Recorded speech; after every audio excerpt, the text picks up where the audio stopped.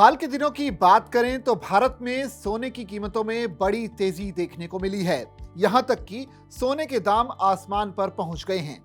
आम आदमी की पहुंच से सोना बहुत दूर होता जा रहा है।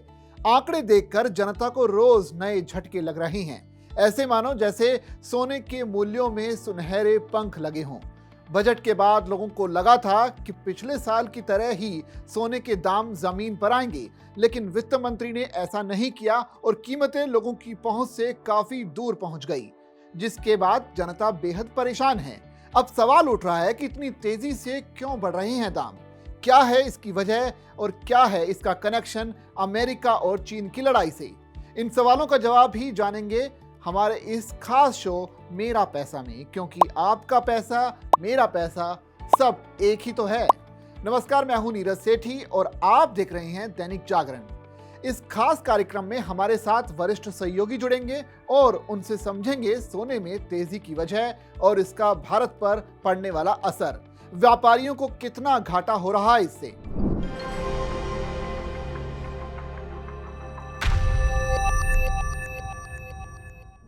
सोने की कीमतों में 900 रुपए की बढ़ोतरी देखी गई है। ये 89,400 रुपए प्रति 10 ग्राम के अपने सर्वकालिक उच्च स्तर पर पहुंच गया है।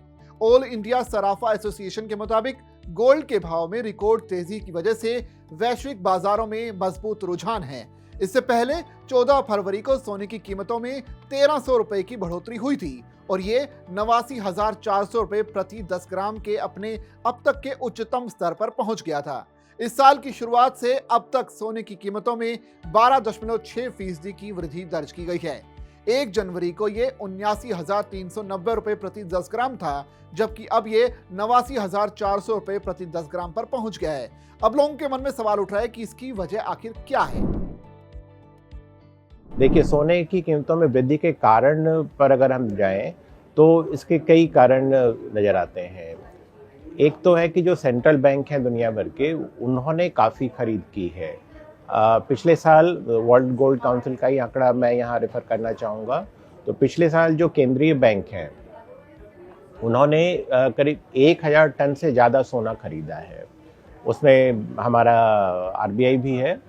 तो ये जो सेंट्रल बैंक है दुनिया भर के, उनकी जो खरीद है लगातार 3 साल से 1,000 टन से ज़्यादा बनी हुई है। इसके अलावा और भी कारण है। एक तो ETF है, गोल्ड ETF की जो डिमांड है। पिछले साल गोल्ड ETF की जो पहली तिमाही में डिमांड कम रही थी, लेकिन उसके बाद जो जुलाई से दिसंबर का जो दूसरी छमाही है उसमें ETF की डिमांड काफ़ी रही, तो वहाँ भी सोने की डिमांड रही।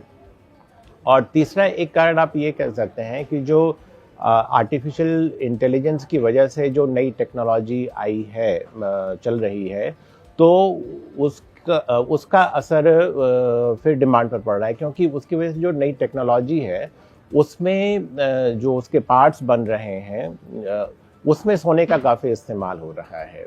तो इसकी वजह से उस इंडस्ट्री में सोने की डिमांड बढ़ रही है और वही जाहिर है कि उसका वहाँ भी डिमांड बढ़ रही है और उसका असर उसकी कीमतों पर भी पड़ रहा है।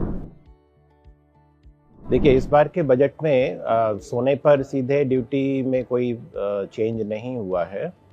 पिछले बजट में ज़रूर इस पर जो कस्टम ड्यूटी है वो 15% से घटा करके 6% की गई थी और इस बार भी माना जा रहा था कि 6% से घटा करके इसको शायद 3% किया जाए, ताकि जो सोने की तस्करी होती है उस पर लगाम लगे। और पिछली बार जब इस पर ड्यूटी कम की गई थी तो उससे तस्करी काफ़ी कम हुई है, ये सरकारी आंकड़े भी बताते हैं।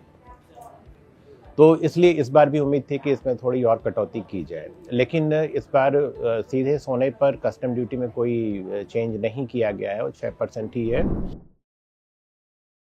विशेषज्ञों के मुताबिक सोने की कीमतों में ये जो उछाल है वो सुरक्षित निवेश की बढ़ती मांग और अमेरिकी राष्ट्रपति डोनाल्ड ट्रंप द्वारा नई टैरिफ नीतियों की घोषणा के कारण आया है।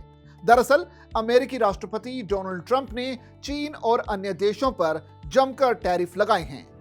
ट्रंप ने चीन पर 10% अतिरिक्त टैरिफ लगाया है, जबकि मेक्सिको और कनाडा पर भी मोटा टैरिफ लगाने की धमकी दी है। ट्रंप के टैरिफ के जवाब में चीन ने भी अमेरिकी सामानों पर 15% अतिरिक्त टैरिफ लगाने की घोषणा की है। इससे वैश्विक व्यापार में अनिश्चितता बढ़ गई है और ट्रेड वॉर की चिंता भी बढ़ गई है। तो अब वरिष्ठ सहयोगी से जानते हैं कि क्या चीन और अमेरिका की वजह से बढ़ रहे हैं सोने के दाम। ऐसा नहीं है कि गोल्ड की कीमत अचानक अभी बढ़ी है। आप देखें तो पिछले साल भी सोना काफ़ी महंगा हुआ था। जनवरी से दिसंबर तक का आंकड़ा अगर हम देखें तो सोने की कीमत करीब 21% बढ़ी है, पिछले साल बढ़ी थी। और आपने चांदी की बात की थी, तो चांदी भी पिछले साल करीब 25% महंगी हुई है, करीब 78,000 से 98,000 रुपये प्रति किलोग्राम तक। और सोना जो गया था करीब मान लीजिए कि औसत 64,000 से 77-78,000 रुपये तक गया था। तो सोने में जो वृद्धि थी पिछले साल 21% की और चांदी में 25% की हुई थी। तो वो ट्रेंड अब भी दिख रहा है।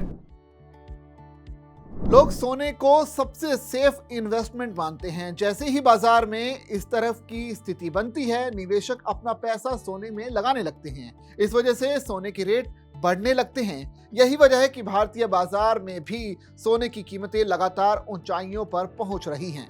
ऐसे में अब वरिष्ठ सहयोगी से जानते हैं कि इसकी कीमतें कब तक नीचे आ सकती हैं। आपने सही बताया कि सोने की कीमत बढ़ने से इसकी डिमांड पर फर्क पड़ा है। और जैसा आपने बताया कि इसकी जो डिमांड है 20 से 30% कम हुई है। तो ये ट्रेंड पिछले साल भी दिखा था। अगर हम देखें जो इंटरनेशनली अगर हम देखें तो पूरे ग्लोबल स्तर पर सोने के गहने की डिमांड कम हुई थी।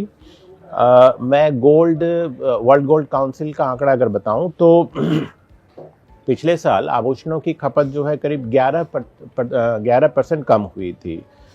और इसके विपरीत अब जो ज्वेलरी जो बिकी पिछले साल पूरी दुनिया में, उसकी कीमत अगर देखें तो वो रिकॉर्ड स्तर पर पहुंच गया, वो 144 अरब डॉलर तक, क्योंकि वो सोना महंगा होने की वजह से।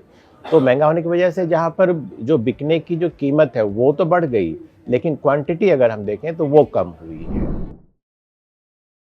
गोल्डमैन सैक्स ने गोल्ड प्राइस का फोरकास्ट बढ़ाकर 2025 के अंत तक $3100 प्रति औंस कर दिया है। इसके अलावा सेंट्रल बैंक्स की खरीदारी और यूरोप में संभावित कमी के चलते गोल्ड की डिमांड और भी ज्यादा बढ़ सकती है।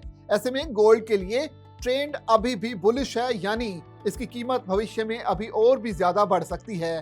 तो इसकी कितनी संभावना है, ये भी हमारे वरिष्ठ सहयोगी से जानते हैं।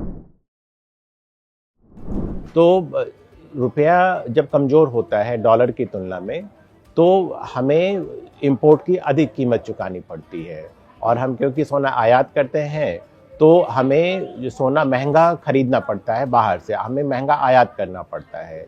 तो उसका असर ये हमारे घरेलू बाजार पर भी पड़ता है और इसकी वजह से भी दाम बढ़ रहे हैं।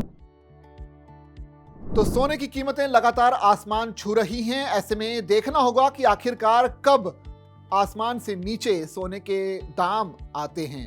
आप बने रहिए दैनिक जागरण के साथ, क्योंकि यहां हम आप तक देश और दुनिया की तमाम खबरें यूं ही लाते रहेंगे।